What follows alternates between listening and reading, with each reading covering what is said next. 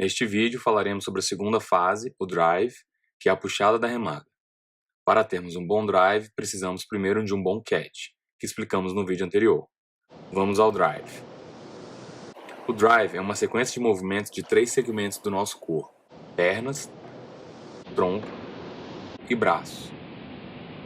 E ao contrário do que muitos pensam, o que mais contribui para uma boa remada não são os braços, mas as pernas.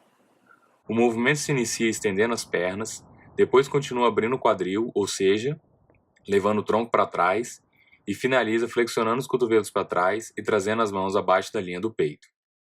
Se você treina CrossFit, é muito parecido com fazer um deadlift e depois um high pull, só que ao invés de estar em pé, você está sentado num banco sobre trilhos.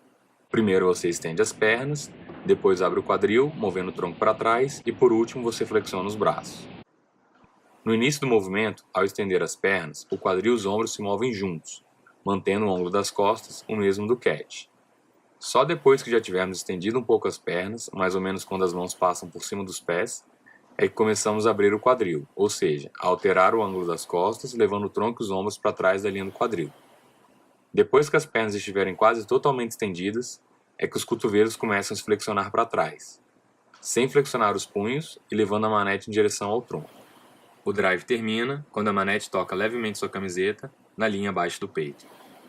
E para finalizar, vamos recapitular e dar mais algumas dicas. O início do drive começa mantendo a posição do catch e estendendo primeiro as pernas, com pegada relaxada, mãos e dedos relaxados, sem apertar a manete. Continue estendendo as pernas e abrindo o quadril, levando o tronco e ombros para trás da linha do quadril. E termina com as pernas estendidas, cotovelos flexionados atrás do tronco, sem quebrar o punho, e a manete chegando bem próximo ou tocando levemente a camiseta.